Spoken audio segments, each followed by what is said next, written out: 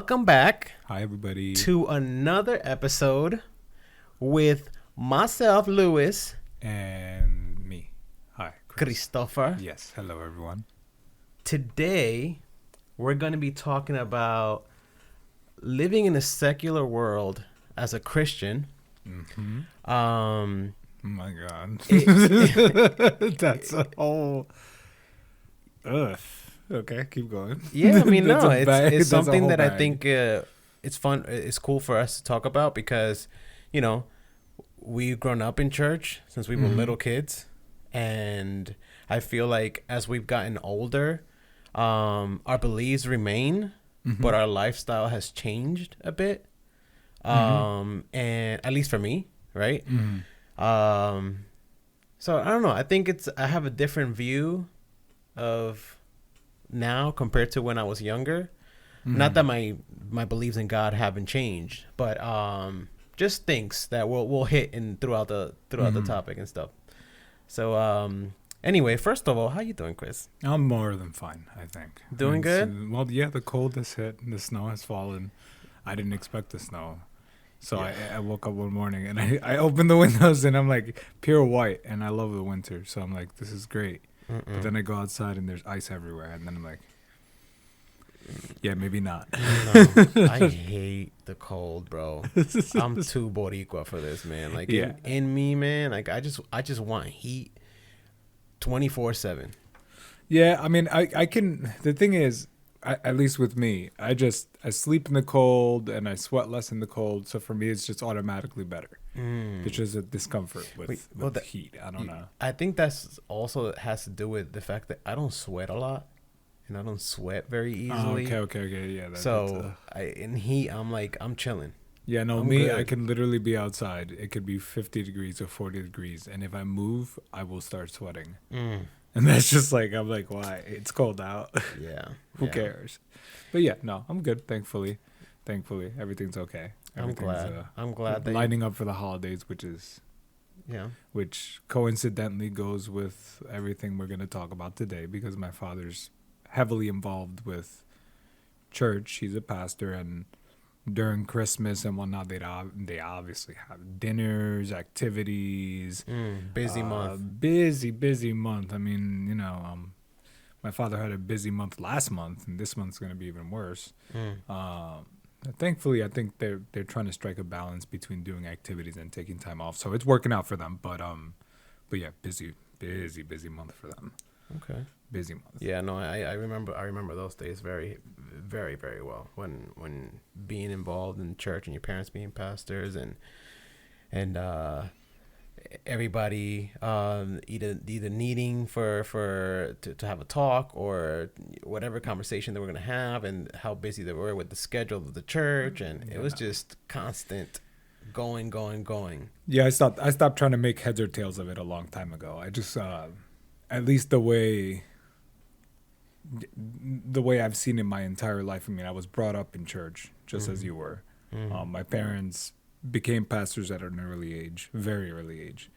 I stopped trying to make sense of how they deal with the busyness, the back and forth, dealing with a community of people that might need their attention at any given point in time. It's wild to see, and I just stopped. Like I said, I stopped making sense of it because I can't. It takes a special someone to be able to know how to deal with that much responsibility.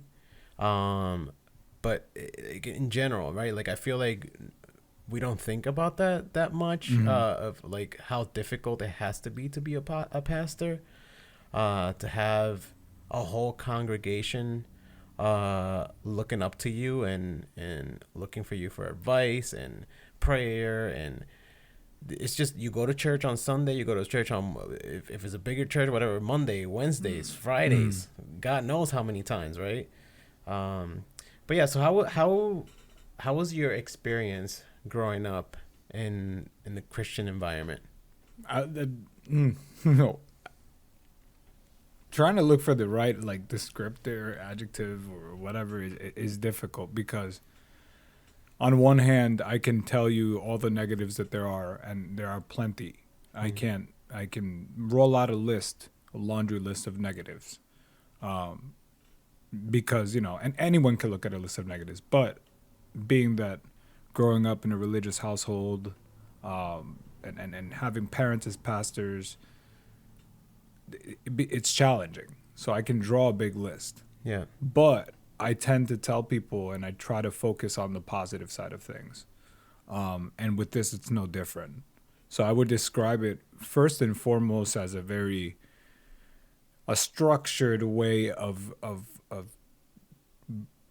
coming up or being brought up. It was very, very, very structured, right? So growing up in a religious household was structured. Yeah. Structured in a way where it's like, all right, you had to read your Bible, you had to attend to classes. So it was strict.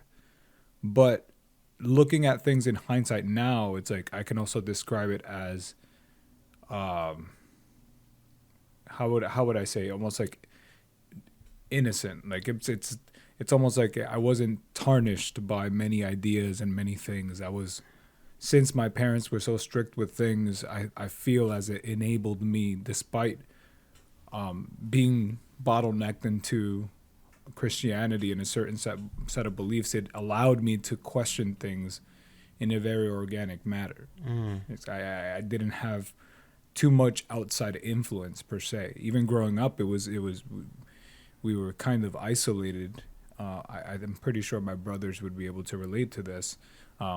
We'd had friends, but close friends we would invite over, have sleepovers. No, there was none of that.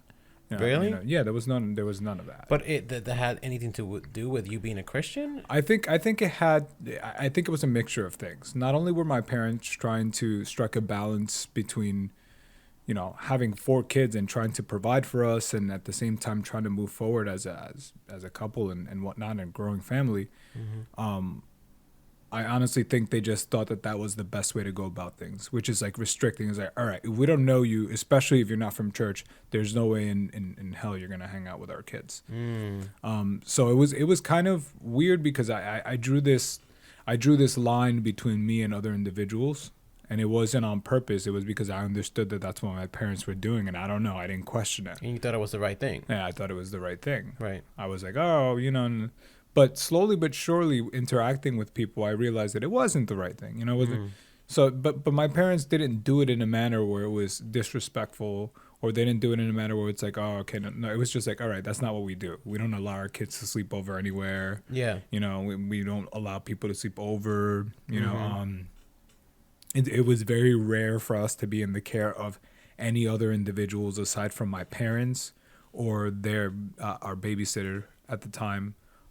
So it was very strict. I would say my childhood upbringing was strict, but at the same time, it preserved the sense of, I would say, kind of childlike innocence, where I was able to kind of see through the weeds of things without being influenced too badly by too many things around me, if that makes any sense. It does. And it was because of that restriction. It was like, all right, it's like that's so I could kind of see it's a double-edged sword, and it's kind of like there's 2 sides to that coin, where it's like people talk about Disney, for example, now, and this is a great example that everyone that knows me knows about this.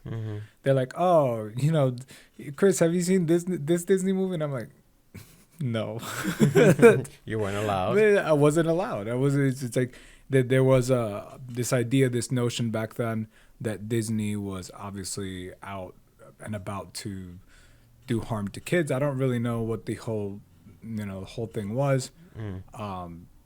A lot of things. I feel like a lot of things in Christianity were that like that, where it was just like kind of like a wild perspective into things that, as when we were a kid, we were like, oh my God, we can't do that. If not, we're going to go to hell. Yeah. So, yeah. And then you like become an adult and you're like, well, I don't see that being a reason why I'm going to go to hell. It just doesn't make sense to me. If I move in with somebody to figure them out first and I'm going to hell, like, I get it. That Christianity can be like that. Yeah. But I didn't after, when I was younger, after kind of absorbing all this information and questioning it and trying to understand everything around me, I never saw it as polarizing. And it's because I tell people that I don't think my parents posed it as something polarizing. I feel like they believe they believed and they believe that serving God is the best way they could have raised their family. Yeah. And I'm not even mad at it. I have great, phenomenal parents. Yeah. Parents that not only serve a community of people, but they also try to serve God to the best of their ability. And there's nothing better that I can ask for. Yeah. Despite our differences, it doesn't really matter what happened and what they restricted me from when I was little. It's like, okay, whatever. It's like You still ended up becoming I'm still here. a person that you're proud of. Exactly. Right? Like there's just no. I don't regret any portion of my childhood. Yeah. Like of that, anything that has to do with religion, the church, or my parents. Mm-hmm. I always tell people there's just no reason for me to.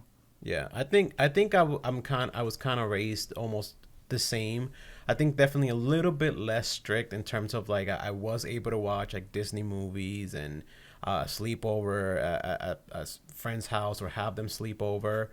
But there is definitely, a lot of things that while I was growing up that were very strict. Like, I wasn't able to go to like dances, like school dances and stuff like that. That wasn't allowed, right? I wasn't allowed to listen to secular music. Oh, that was another one for me. Right. Yeah. Obviously we're not allowed to curse. I mean, if we cursed, oh my god, which that wasn't even a problem for me. But I'm just saying how bad that would have been. Yeah. I remember. I think I said one or two things once, and it was a problem, and I was like, ooh. Yeah.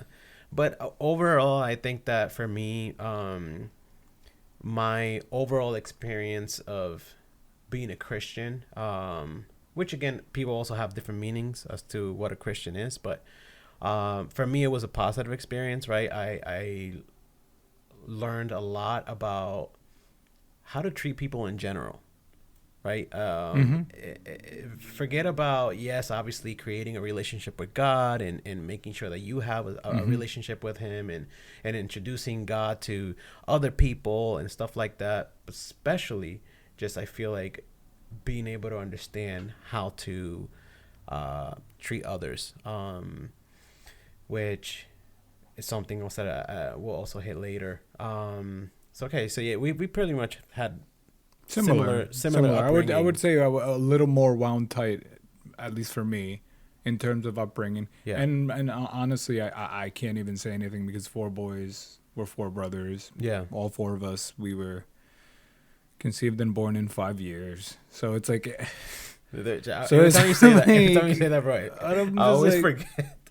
I always forget. That's crazy. So it's like to a certain extent, it's like, I tell people, I was like, they were strict, but were they really? I mean, 4 boys, you have to have some semblance of order. Yeah. They're going to be out of control. Those boys are going to destroy everything. Think about it. 4 boys. That's wild. That are 5 years apart. That's scary, man, to think about. Oh, my God. Imagine having 4 daughters. Oh my God. That's even worse. I feel like, bro, when I have kids, man, I don't know. I don't care what I have, if I have a boy or a girl. Mm-hmm. But I have to make sure that I don't become that parent that is so protective. I feel like for the boy it's fine, but I feel like for a girl, it's probably worse. Being like, oh my God, it has to be probably, so scary. Honestly, it's probably worse. Like there's just think about it as a father or a father figure or something like that, and everything that everyone has to deal with. Obviously, a boy and a girl are gonna go through different things in their lives, and a father thinking about that. Yeah, I just feel like even for like if you as a man, right? You think about not to sound insensitive, but you think about a boy's breakup. And you're like, oh, I feel bad for you, Bubby. If whatever you need. But for a girl breakup, I feel like you want to kill that man. Whoever broke her heart, you know? Like, who did what, where, when, why? You didn't do nothing, sweetheart. Yeah. I'll be right back. Oh my God. Brings out a shotgun. It's like, no. Oh my God. For the boy, it's just like, here you go. Here's a Coca-Cola. You'll be fine. I don't know. It's like, I know. Really? How do you deal with that? Is that no? That you don't even. That's how it is. Kind of usually with boys or whatever. It's like, you'll be fine. Mm-hmm. It's done. Just brush it off. Yeah, sometimes. Sometimes it's like that. But all right, not going off topic. No, that's pretty much on topic, though. Yeah, This is yeah. Four Boys, the church, the strictness. No, I can see it correlating now. I can see it correlating. Yeah.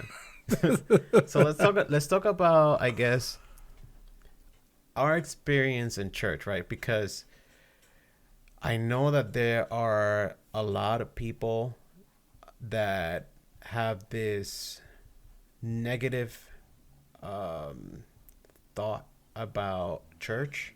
Some have those negative feelings from experience, but others just have negative experience just because they've heard of so many terrible things that happen in the church when they have been in part of, someone else has been part of a church and it's been a terrible experience. So what was your experience in the church? Like I said, overall, probably more on the stricter side because of my parents and their involvement. But hold on, not to cut you off, but no, of course. I'm talking about more of like what was it like for you? Like just oh my god, I'm losing train of thought here, but just what I want you to talk about is more of how you felt when you were in church. How was the experience interacting with people and the services and all of that? It's a mixed bag. Okay, talk about it. Because there'll be, you see that's where it gets hairy too. Because like you want to talk about both aspects, and you can't really pinpoint like which one you had more of. Was it more of a positive experience or a negative experience? I can tell you, I've had a fair share of both. Yeah. On the positive side, you meet people, you meet incredible people. You meet people that I've forged relationships with people that I would have never forged relationship with before. Yeah. Like 70, 80-year-old women that are just volunteering at church just to raise funds to help orphans in Guatemala, for example. These are real examples. You know, these are real things that I can tell you that happened in my parents' church. Yeah. You know, a group of people get together and put their minds together, and from nothing comes an idea, and then slowly but surely the execution of a major project or something like that. And the fact that these people not only give their time and their efforts, but they put all their being, like there's no way to describe how hard these people work, especially when you meet these people and you see how hard they work for the church, for mission trips, for whatever the vision of the church is. You feel a certain sense of responsibility. Sometimes it's not even a sense of responsibility of all right, I should be doing the same thing, because you know, if you don't want to do it, you shouldn't do it. I'm a believer that it's like it should come from your heart. It should come from you. Yeah, 100%. You know, on the negative side of things, I've met the polar opposite. I've met the filth of the earth, for lack of a better term.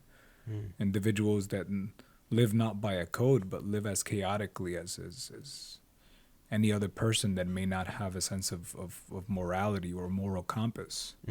Yet they slither among individuals of the church.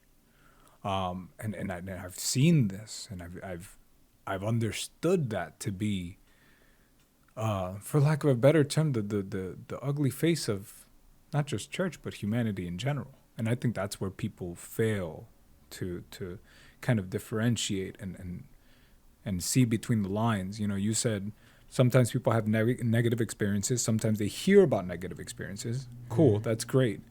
But you're going to have negative experiences anywhere you're with people. Yeah. Anywhere you're with people doing whatever. If it's not work, if let's say you have a volunteer group or whatever, there's going to be times where there's conflict. And if you can't resolve conflict, obviously things are going to go south. And sometimes there are people that don't want to resolve conflict. Yeah, I think that happens in church. No, So I completely agree with that. I mean, I've had my fair share of very, very positive experience with church. And you know, I loved it. I love the friendships and everything that I created in church and my beliefs in general. But yeah, you sometimes get unfortunately people that I don't know what happens during their path, but I don't know, it become way, way, way too judgmental. Mm-hmm. And instead of being, I guess, inviting people in, they tend to push people away. And that's where I'm just like, man, you're giving us a bad rap, you know? Yeah. And it looks so bad, and it's terrible. But just like you're saying, which is a fair point, you know, you don't necessarily only going to experience that in church. You'll experience that anywhere else. But, you know, it's just kind of like, I'm not justifying how people act or what people have done or certain churchgoers and what they do. I don't justify any of it. Because to be honest, anyone that's known me also, whenever I've seen something kind of weird, funky-dunky going on in church that's not exactly okay, best example I could usually give is usually gossip. You know, people are like, you hear what happened? I don't even want to know. Why are you telling me? That's like the most irrelevant thing on the planet. You know, insert curse word in my head here, but you know, yeah, no, but it's true, because then you have it becomes a fine line when you have the same person that teaches you about, hey, don't be judging others, don't be doing this.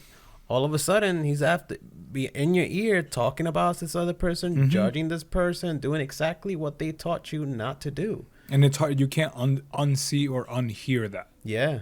You can't unsee or unhear it or delete it. It's just not possible. Yeah. Because then you just can't humanly do it. And this has happened to so many people that you and I both know commonly. Yeah. Believe it or not, a lot of people in a lot of prevalent positions across many different areas, churches, whatever the case may be. And these individuals still remain within those positions. And I'm not stating that they should or shouldn't be there, but once you've seen it, you can't unsee it. Yeah. You can't unsee it, and you automatically that's the one. I would say that's another big negative for me, because I get to see it's like, ooh, I know. I'm not saying I'm not here to judge you, but if this is how you've been with 3 people and I've heard it. And I see you, and I'm being cordial to you, and you start acting that kind of way, I start going sideways, unfortunately. And the worst part about that too is that, you know, your whole experience with that church could be positive, and this one person can ruin it for you. Yeah.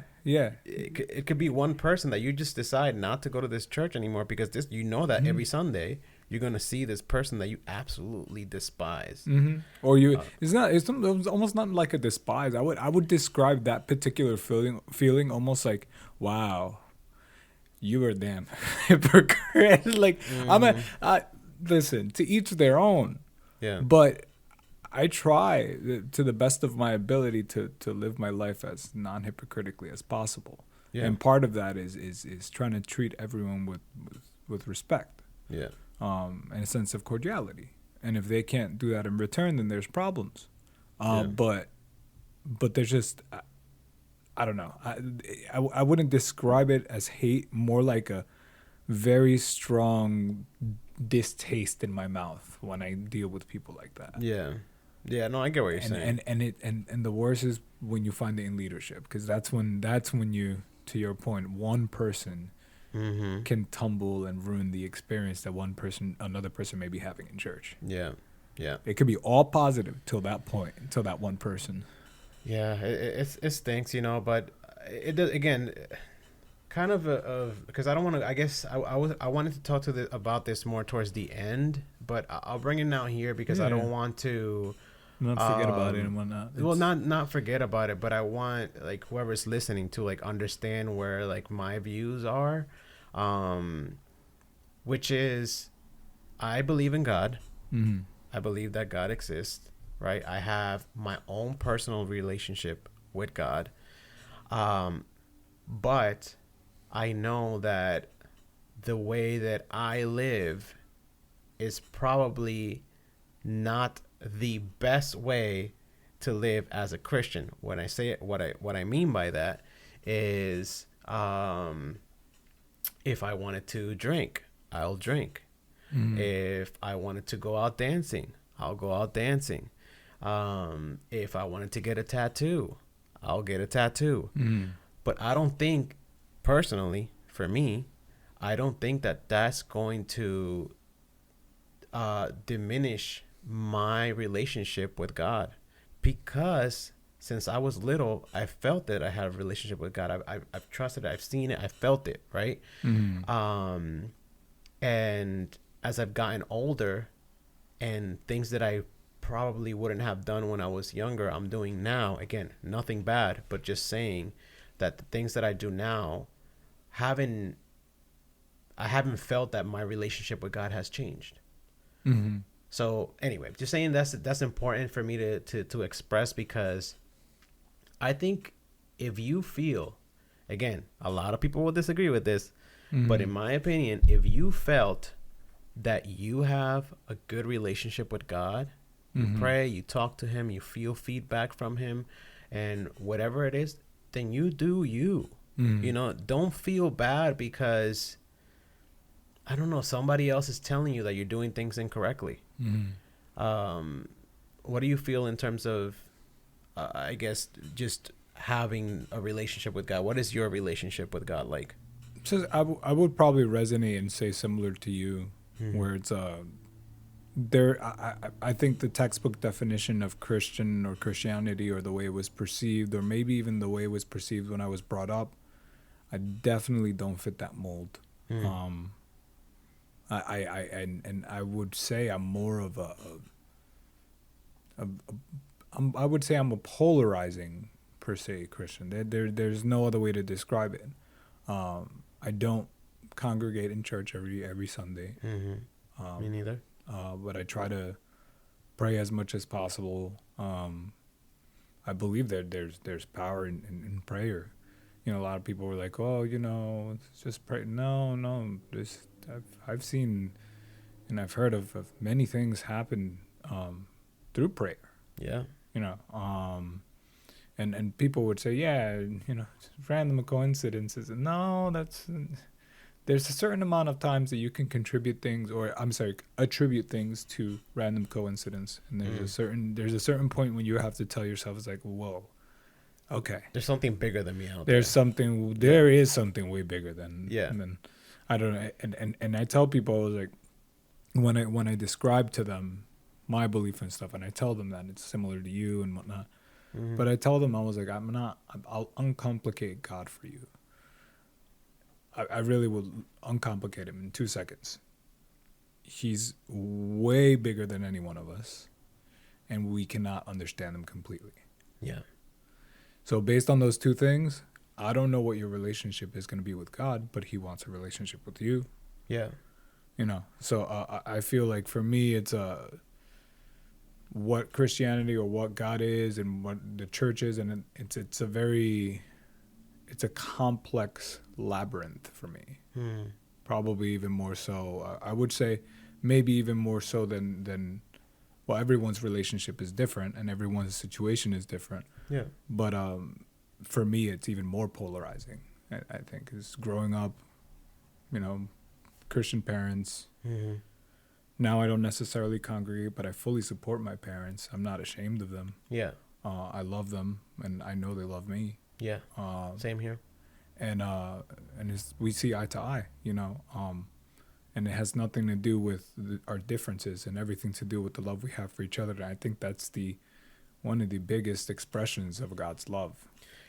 Man, you hit the nail on the head. Like, I completely agree with that. There's nothing wrong with disagreeing with something. Does it make you any less of a person if I'm going to be disagreeing with something that you may be doing? No, absolutely not. I think that the world in general, that's just how the world goes around. You know, you're not always going to be agreeing with anything else that anyone else does. There's things that you might not like or might not do, but we have to learn to not be so judgmental and live. I feel like it just makes life so much easier. It makes life just so much easier. Not only just being a Christian or anything, just in general, right? Like, just being able to understand that there's gonna be differences and moving on. That's it. differences, and there are times where you will never understand each other. Yeah. You know, now not only are there differences in between individuals, but even socially, culturally. Like, I will never understand my parents fully. Anyone that thinks that is a fool. Yeah. Because you are not them. You are you. Yeah. And you can't understand. So imagine your parents or someone that brought you, or you were raised around someone. You can't even figure that person out entirely. Yeah. Now imagine someone you don't know. Mm.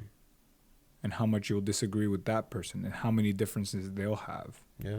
You know, for a great example is that it's like, all right, I was brought up in church. I was brought up with my parents and being pastors, being heavily involved with church and all that fun stuff. Mm-hmm. There's individuals that have the polar opposite, literally the polar opposite. Yeah. Maybe like, you know, maybe not polar opposite, but I'd say like divorced parents or single parents or maybe even no parents. I know someone that was adopted. You know, and their view of the world is obviously going to be tailored based off of their experiences. So now imagine trying to understand that too. You can't. Yeah. So, you know, it's like it's like trying to read a book while trying to write your own. It's just not, you know. Oof. It's a lot. Yeah. Yeah, I mean it's difficult too because I think that throughout the years I definitely lost friendships that could have possibly been great because I thought that there were, not that I thought that I was better than them in any way, but definitely thought that they were doing things that I wouldn't do as a Christian, and therefore I can't be friends with them.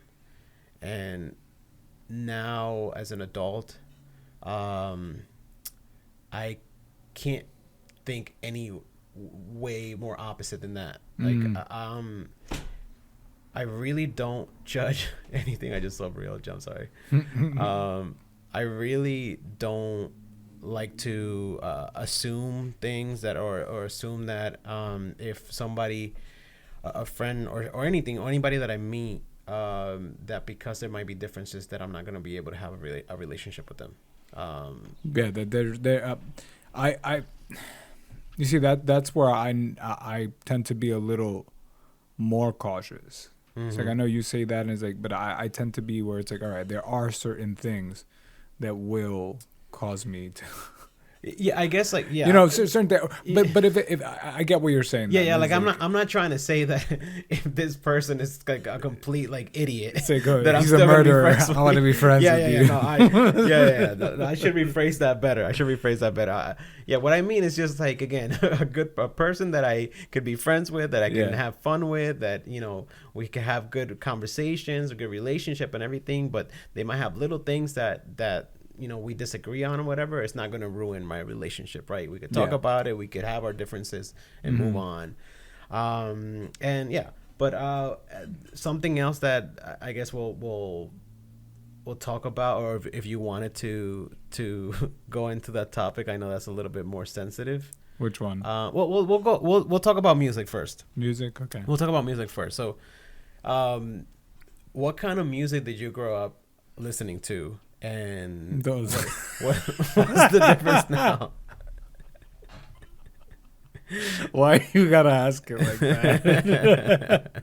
What music did you grow up with? Can we put a soundboard on it? We should buy a soundboard now. Put a corito in there. Oh my god! Just pictured like church hymns, just straight up.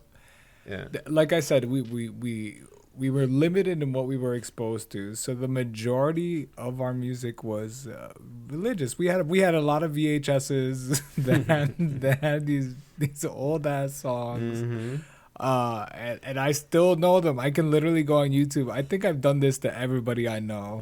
You have done it to me, yes. And I'm like, you ever hear of this crap? Look at this. It's called the Donut Man. It's like, what? Don't Google it, guys. Oh my god!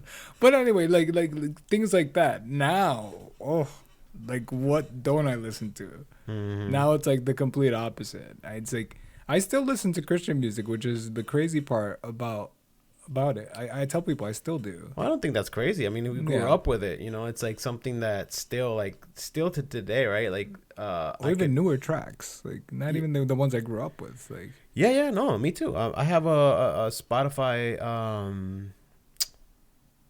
playlist for my favorite Christian music and stuff like that, and throughout actually my so my liked, because in Spotify you can go to like your liked playlist.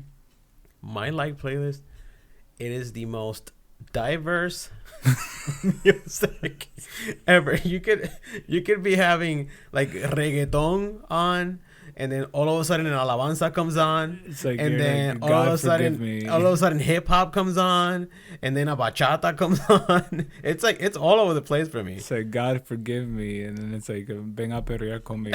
It's like, I don't. Yeah. You're listening to a holy song talking about God and repentance, and all of a sudden it's like tra tra tra, and you're like, okay, great. Then you hear the random reggaeton girl moaning in the background. And you're like, I don't think this should be on the same playlist. That's true. That's true. I love it though. I love it. I don't have playlists per se. I think I have one. That's, you know, how minimalist it can be. Like, well, yeah, and it's basically rock. Not that I don't listen to other music. But that's your favorite. That's your favorite genre. I would say my favorite genre. And the crazier part of it, I was like, I remember growing up, just seeing certain heavy metal bands and stuff, and seeing things like Kiss and all that, and I'm like, why are they wearing they wearing costumes and they're on TV and they're sticking their tongue out? Why can't I make money like that? You know, life had a different plan. But I don't know. I would look at it, I was like, oh, like this is crazy. And then before you knew it, one of my best friends now, he introduced me to like the heavier screaming metal stuff, and now that's like the majority of my play. I can't even work out with that. I mean, without that. Yeah, like for like growing up, for me too, it was like I remember having a lot of times where I would listen to obviously Christian music because it was all that I was allowed to listen to, and then all of a sudden I was in school. And in school, there's different songs playing. Oh, right? well, yeah. And then it's like a reggaeton song going. I'm like, ooh, I like that. I like that. But I'm like, I can't ever listen to this at home. You put it on full blast, your mom comes in the room, slaps the shit out of you. It's like, real, turn that off. Mess me up, man. Yeah. No. So yeah, I think it's for most of this podcast, I think that you guys are gonna probably just listen to us agreeing with a lot of the things that we grew up with and similarities here and there. Well, most of the time probably. So yeah, I think that music, it was just a lot of Christian music growing up, and now that I'm older, it's very, very diverse and different. And just everywhere. Everywhere. It's just everywhere. And I think part of that is just stems from my experience in church, ironically, because I was part of like the worship team and all that fun stuff. It's just, you get so involved with music that it's like you hear it and then you're like, oh wow, and then you hear the little things and you're like, oh, even more wow, you know. And then before you know, you're like listening to genres you've never thought of before. I always tell people, I was like, my love for music stems to all genres. Yeah, because that's how I view music as art.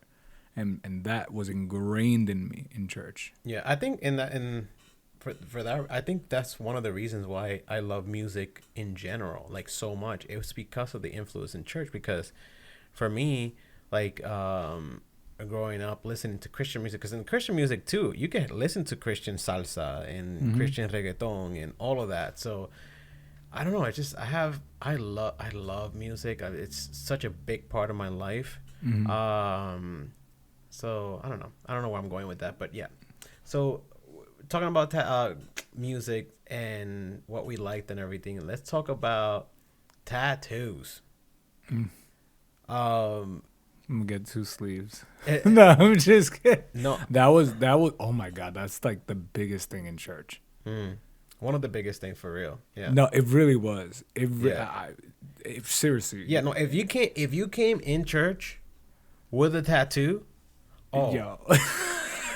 Bro, I mean, obviously, we're talking about the denominations we grew up in. Oh yeah, at least for Assemblies of God, Pentecostal, and yeah, there's different flavors in between there too. So it's like you couldn't be a pastor up there. No, showing a tattoo. no, You couldn't be you can't. singing up there. You couldn't have play the bass. Nothing. You You can couldn't be part nothing. of anything. This is why, like, I see things like the Hillsong or whatever, the Hillsong Church or whatever, that crap a bunch of years ago with like the pastor and Justin Bieber. I don't even know what the hell happened with that, to be honest with you. And I just stayed completely far away from it. Yeah. But it's like I saw that and I knew that some people were rolling. And Oh, yeah, some they were people not just liking like, that. no. Yeah, but they're like, I definitely think though that right now, obviously because the world is changing and everything, now you get to see the pastor with a pastor with a tattoo or a singer with a tattoo or whatever it is. It's definitely way different than it was, at least for me growing up. I don't know if there was like really that many churches, like Hillsongs and things like that growing up. That no, were like no, open. not like that. There weren't, right? No. I think I forgot what my father called it recently. I think he called it something like contemporary something or whatever. It's like a contemporary form of Christianity, which, again, no judgment. For all intents and purposes, I don't really care. I really don't. Yeah. But it's funny to watch. You know, you see just random pastor pop up on the television. Oh, from Hillsong, and he has tattoos, and you know that there's some people that are like, that eso no es de Dios. Yeah, like yeah. I'm like, we can't listen to this guy. Like, he has a I'm- tattoo, which is terrible. It's like you're probably missing out on probably a person that could relate with you the most. Probably. Yeah, You maybe, don't right? know. It's like I forgot what passage in the Bible, but it says somewhere there is that God will use anything to talk, even even the rocks. Even, you know. So it's like he could use someone with tattoos. Like seriously, like that whole old school, like I call it old school because it was kind of extreme. It was very, very, very strict. Even went into the realm is like no tattoos. I knew some people from some churches that were like no piercings. Like literally, certain, like you can't even have like you can't even have women couldn't even have their ears pierced. Bro, let me tell you. Let me tell you, growing up, I always wanted earrings. Really? Always I didn't know that. always wanted earrings. And it wasn't until, what was it? The first time that I got an earring a few years ago. It was in my late 20s when I first got I remember that. my earrings, my ears pierced. And even then when I did it, I was like, scared a shitless. little bit like weirded out by it because I'm like, you know, I grew up like it being such a bad thing. Yeah. That when I did it, I was like, I would go to a church or something, and I'll be like, man, should I take these off or like, I don't know because how to feel. that's how you're brought up. Like you're brought up no tattoos. You're brought up no piercings. It was for guys especially no piercings. For girls, like I think growing up, it was acceptable for girls to have their ears pierced. Yeah. But if I'm not mistaken, Well, like one. You had couldn't be another like one, have your like and forget it. Yeah, the what was the earlobe? No, the earlobe. The cartilage or and all that. whatever. Oh no. They would what? They would literally just be like, nah, she possessed. Yeah. And it's like, Yeah. she possessed because she got 2 earrings. Okay, that's great. That's more than great. And but it's like, and even in the Pentecostal churches, like the really like what do we call it? rajatabla. Rajatabla, yeah. What do you even say that in English? I don't know. Just super strict, basically. Very super strict. Like in those, you couldn't. You had to wear skirts, right? The girls had to wear skirts. I mean, not skirts. They had to be strict. Like in the really bad ones, you gotta get very specific. Oh yeah, it's a very bad. You got them old school dress gowns. Yeah. If you button up from the front.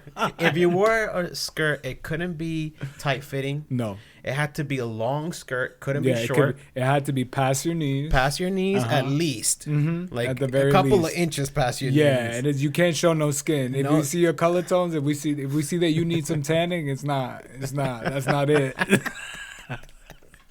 I think it might have even been prohibited to go You think so? I'm just kidding. I don't really know, to be honest with you. I hope not. I mean, I I hope wouldn't not. put it past him with how strict things were. There was. If I'm not mistaken, I was even able to go to a church once where, if I am not mistaken, and I'm pretty sure you'll believe me, that the women were not allowed to shave. Oh yeah, no. Yeah. I actually think that it was.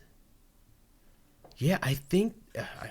Lord, forgive me if I'm wrong, Mom or Dad, whatever. I don't want to say the wrong thing, but I'm pretty sure that my sister wasn't allowed to shave until she was older. Really? Yeah. I think, I think it was like older. Like I feel like girls. I don't know, when do girls start shaving their legs? I don't know. I feel like it's very young. This is when we need the actual guest on the podcast. Yeah. No, she's studying over there. But I think it's very young, like very, very young, and like I want to say maybe like 10 or 11. I guess I don't know. Yeah, maybe I may be wrong. I'm not talking from experience. I don't know, but I know that Vanessa, Vanessa one time shaved when she was younger, and I think she got in trouble. Really? Yeah. So that's funny that you bring that up. I forgot about that. Yeah, no, they were.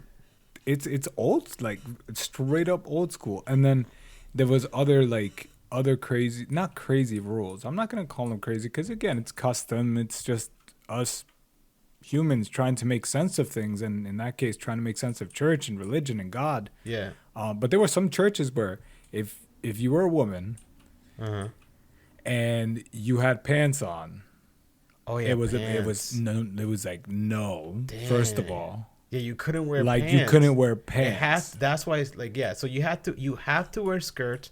They have to be past your knees at least. There's like and you can't wear pants. And you can't wear pants. That was crazy. And those churches still exist now. They're just for heavy Pentecostal church. Exactly. And they're the ones that are like, yo, women can't wear pants. Then you got the next level of like less intense where it's like, all right, girls can wear pants, but if you're wearing pants, you can't be up on the altar. Like you can't be on the front stage or whatever. That one I know there's still a lot of. Yeah. And then you got those other churches that are still like, they're kind of still in a funk, and believe it or not, it's like girls get away with wearing skirts over their pants.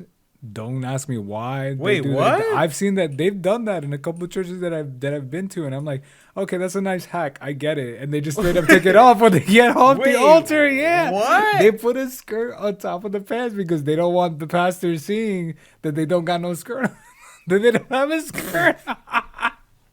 I'm dead serious. I'm dead serious. I remember very, very specifically. I'm not going to get into specifics because I don't want to, maybe this person hears it or not. But person that used to go to church that we were raised in, she used to sing in church, right?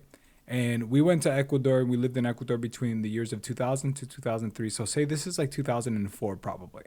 So we come back, and church is a little less strict now.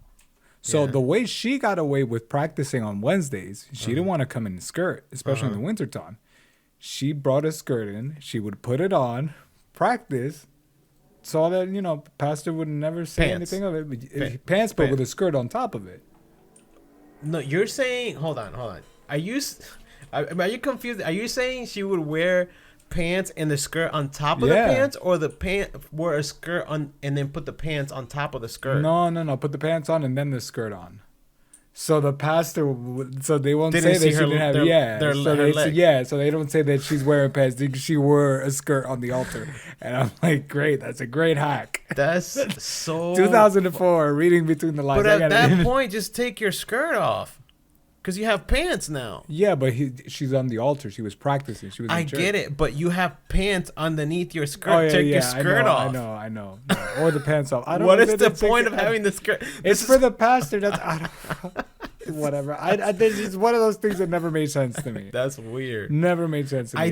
I did see. I remember, growing up, there was girls that would come to church, right, and then afterwards they were gonna stay at a friend's house that weren't Christian, so they would have their outfits underneath their church outfits, and as soon as they left church, take And all the just outfit take it out off. and then have You've like seen that? Oh yeah. No Oh way. yeah. They'd be 100%. like, hallelujah. And then it's like 3 hours later, they're basically having dance floor babies. Yeah. Oh yeah. It's Oh like, yeah. oh, 100%. great. 100%. Yeah, no, see that I've never seen. But you know what? You know what too? The problem with that too is that I feel like that comes a lot too from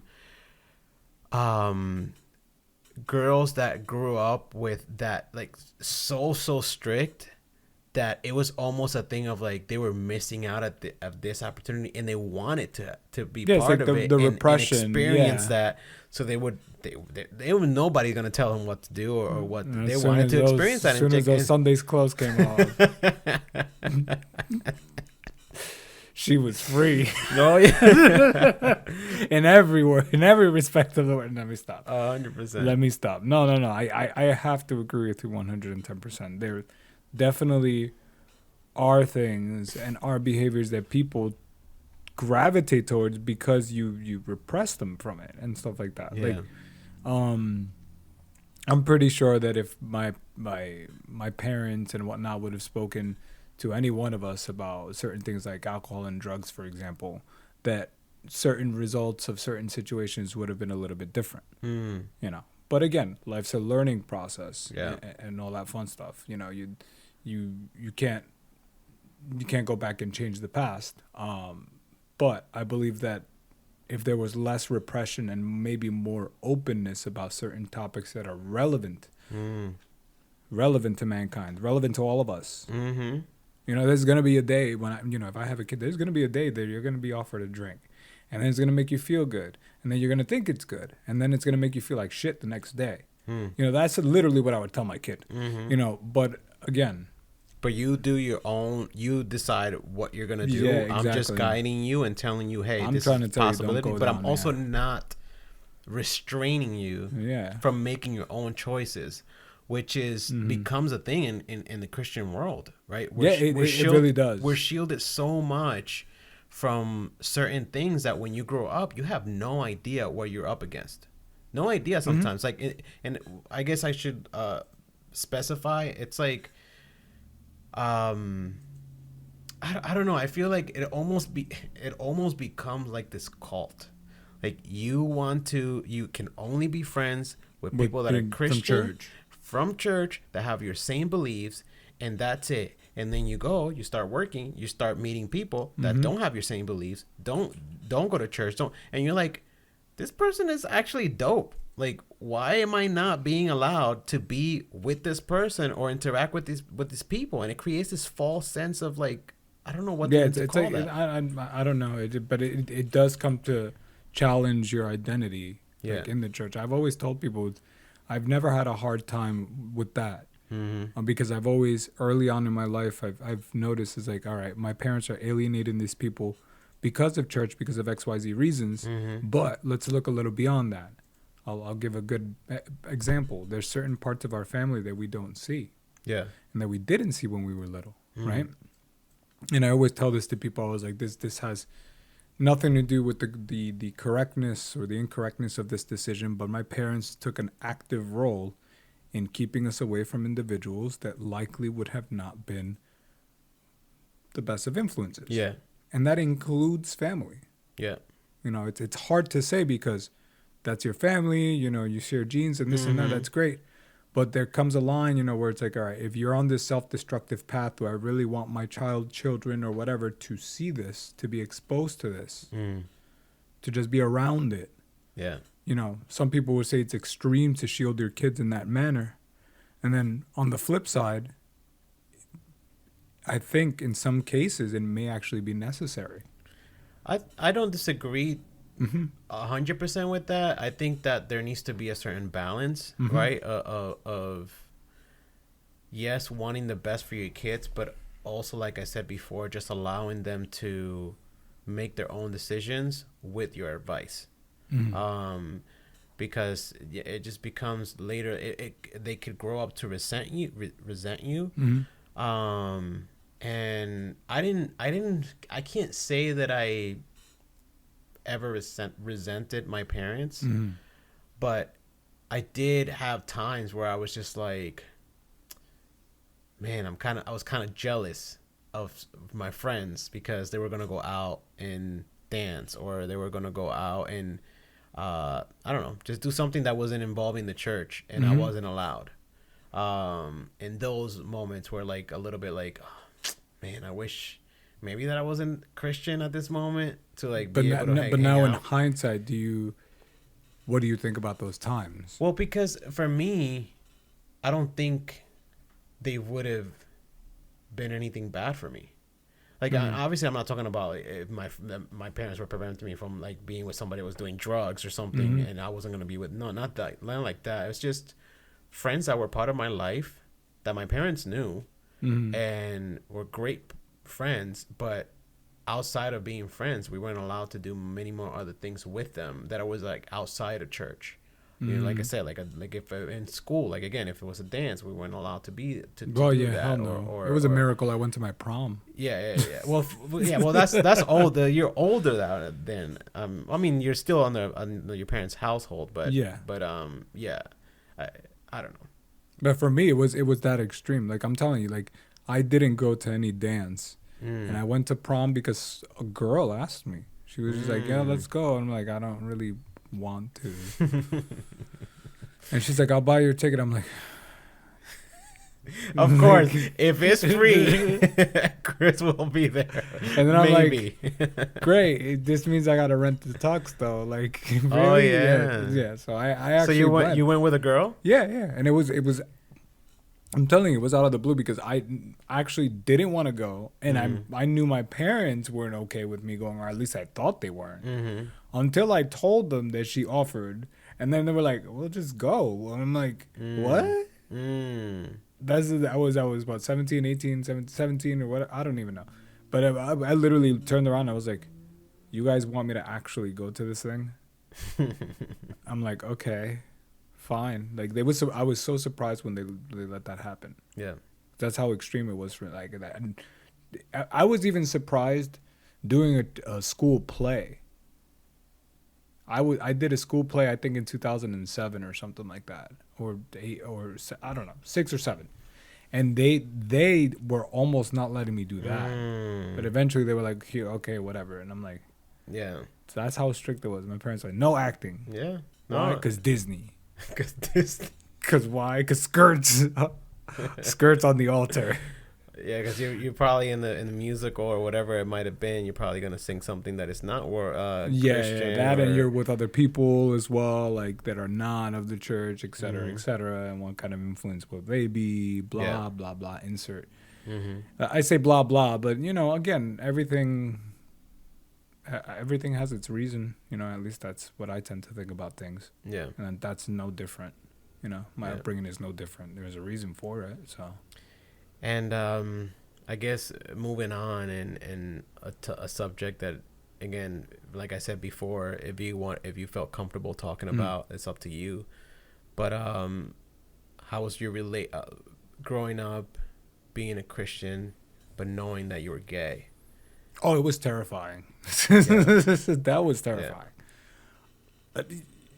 The reason why I say terrifying is because when you realize, at least me, I realized at an early age, you realize that there's like such a disdain for who you like, and you find yourself, you're like, I don't know if it's right, I don't know if it's wrong. They say it's wrong, and then it's like, well, and then you find yourself, then you find yourself completely alienating either the church or the people or alienating yourself. Like, oh, I can't be like this, or feeling disgusted at yourself. It becomes like that. No, I can't imagine how hard that had to have been for anybody, not only for you, but right for many other people, right? That grow up and they have this feeling, because that's another thing, right?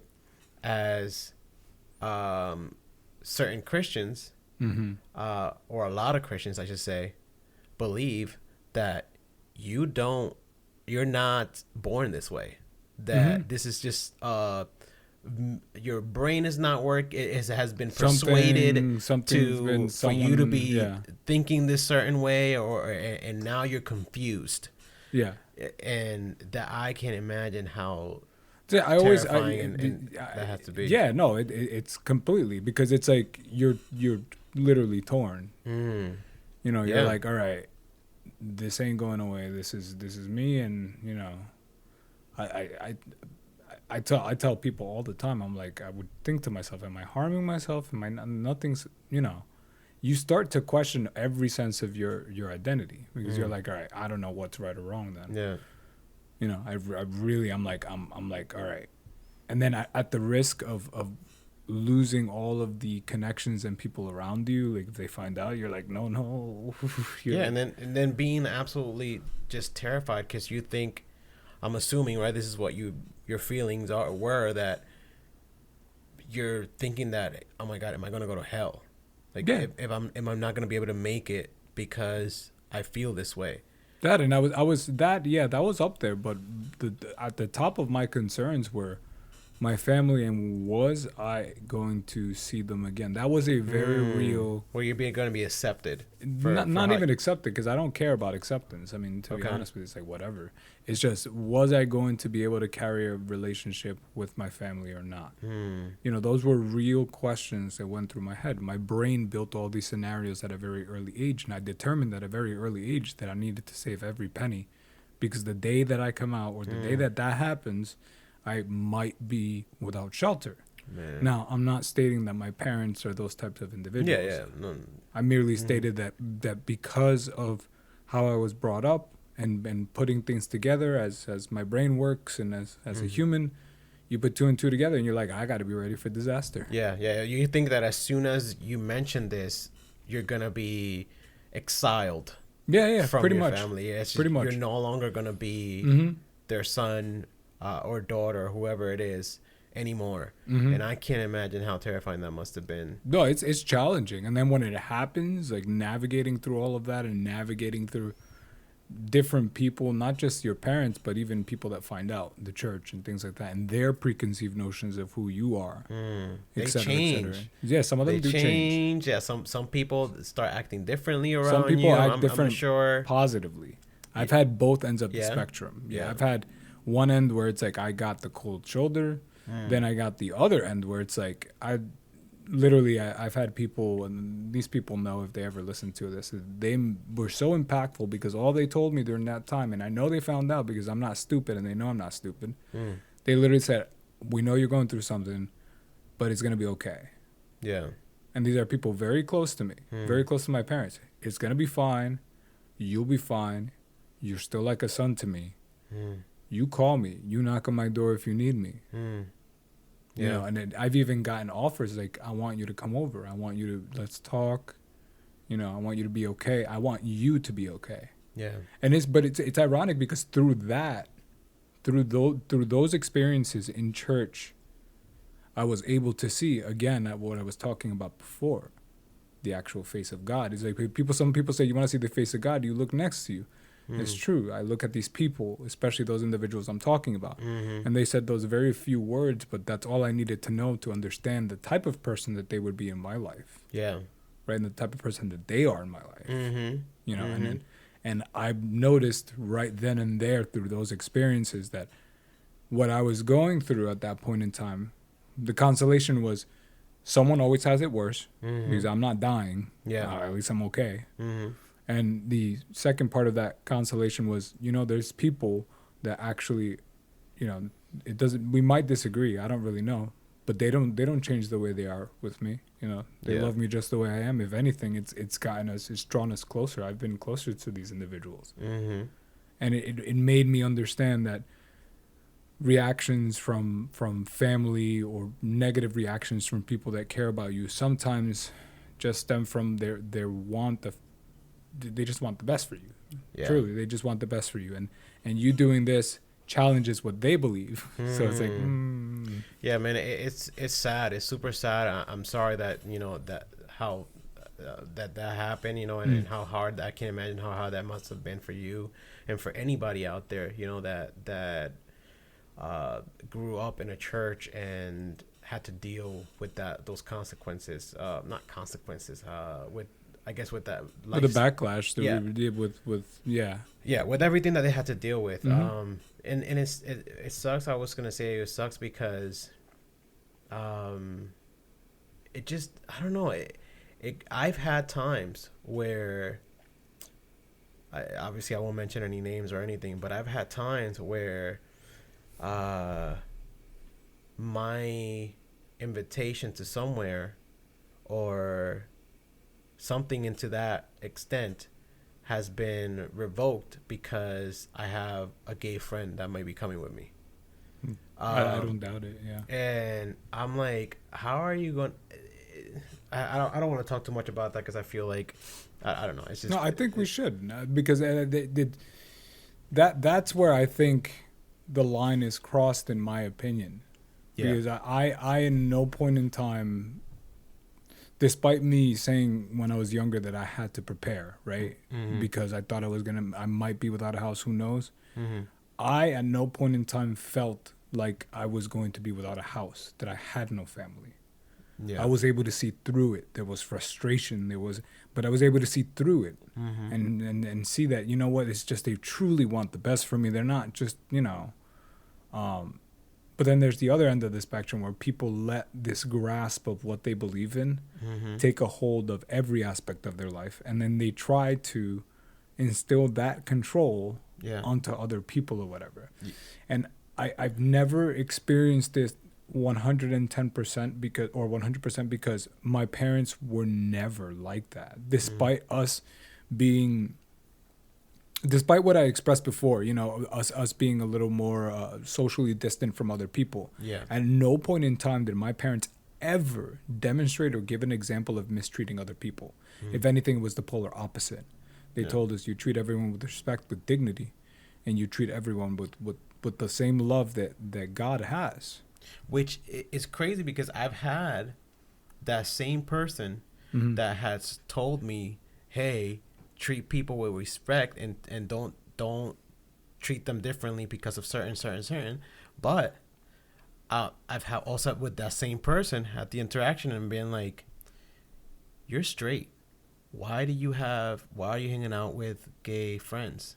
What is this?" And I'm You don't like, got kids. Why you hang out with people that got kids? yeah, and I'm like, that's what are you saying? that's why I was like, we should talk about it, because it's such a ridiculously important subject that I think people don't talk about enough. Mm-hmm. We shun in church and religion and God and this concept and spirituality is supposed to be some sort of escape for people. Mm-hmm. It's supposed to provide people with hope, for God's sake. It's supposed to provide people with some sort of sense of escape from the rigidness and the craziness of this thing that we call Earth and the world, Mm-hmm. right? And you're supposed to feel welcome, right? Yeah. Yeah, that's how you're supposed to feel. But yet every single time we see, this is another good example, and I know you know this too. It's like, all right, there'll be a girl in church, a younger girl, and all of a sudden she's active in church or whatever, but all of a sudden she stops coming.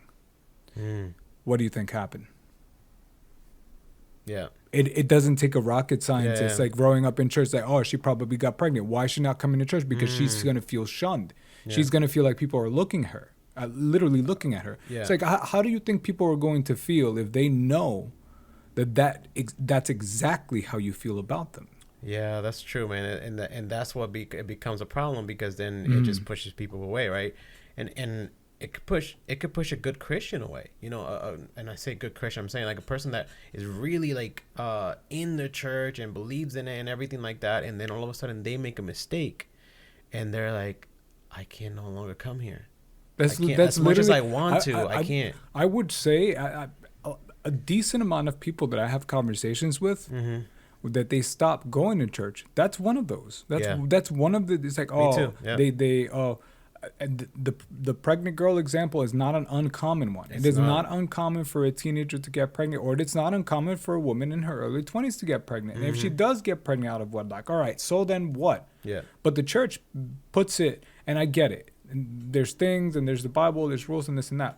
But the church ostracizes it so much to the point where people believe like they don't belong there. Yeah. And it almost makes this barrier between you and God, like you don't deserve this relationship Right. with God. Right. You don't deserve to be with other people that are trying to forge a relationship with God. And that to me is blasphemous. Yeah, exactly. I mean, because what's happening? You're preaching to this person, right? That we're not gonna judge you for anything that you do. They do something wrong, you judge them, you push them away, and now, not only they're not gonna want to come to church anymore because they feel ashamed, but they might even lose their relationship with God because they feel like they are now not this pure person that can't have a relationship with this God that only can have a relationship with you, which if you're perfect, which is so far from the truth. Yeah, so far from the truth.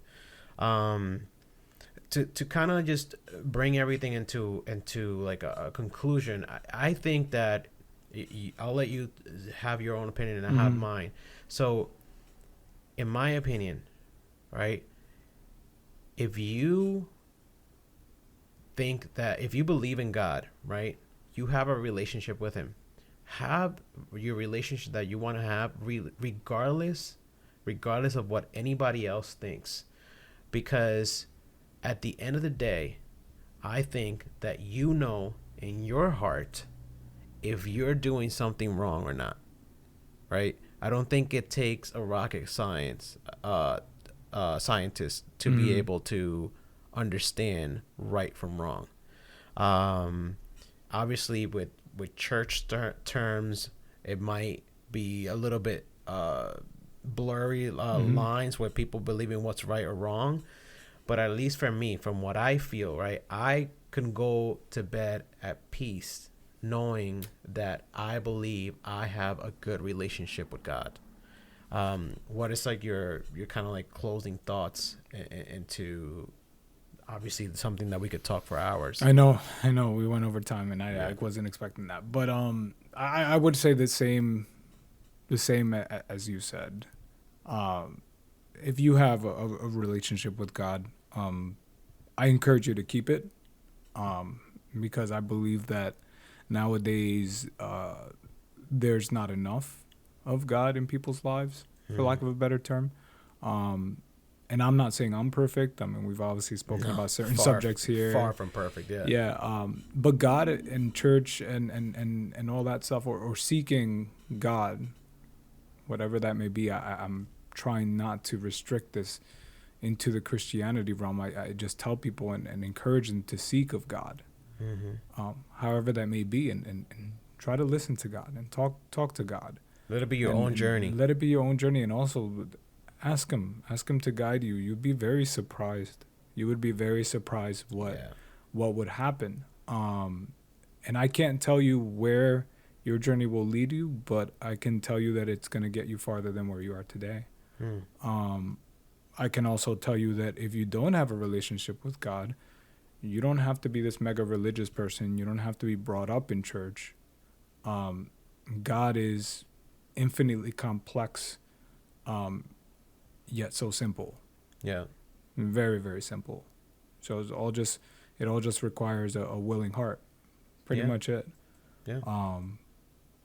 So yeah, I think if you don't have a relationship, I'd encourage you to seek out God. And if you do have one, continue to nourish it and always ask for guidance, because God will provide it, in some way or form, or through people, through anything. Yeah, it could be as simple as just having a quick prayer. Yeah. God, thank you for this day. Thank you for allowing me to wake up today, and show me or allow me to be a person that could be, I guess, how do I say this? A person that could be looked at as I guess it's a good person in your eyes. Something simple. It just doesn't have to be so complicated, right? People think that they have to do a prayer for hours. It just doesn't have to be. It doesn't have to be ritualistic either. Yeah. I mean, I always tell people, whatever religion you're part of, but there's some religions that will have you memorize prayers and stuff. I tell people God's not that complicated. I mean, if people say God created us and stuff like that. Well, if he did, then you really think he wouldn't be able to communicate with us. You really think he wouldn't be able to understand us. Like, come on, it's not that difficult. And at the end of the day too, if you don't want to have a relationship with God, that's fine. You have your own journey, right? Like, our job as Christian is to let you know that we believe in God, right? And if you ever need prayer, anything, we're here for anything, any help, anything like that, right? But if you decide that today or tomorrow or whatever is not the day, or you don't feel like you're ever going to have a relationship with God, that's fine. It's not going to change the way that I think about you in general. It's not going to change anything. I think that's the key, to be able to just have a good relationship in general, regardless of Christianity or anything. I agree. So thank you again for joining us for 15 minutes podcast. What is it? 3, right? Podcast number 3, episode 3. If you guys have any topics that you want us to talk about, please send us a message on Instagram, comment, do whatever. I stalk it. Like the video, subscribe, please, if you want to. But yeah, I want to soon start having some guests that bring their own topics that they wanted to talk about. I feel like it's important to be able to have a conversation with something that somebody else wants to talk about, and just have every topic that anybody else wants to talk about. So anyway, send us a message, let us know, and we'll see you on the next one. Bye, everybody.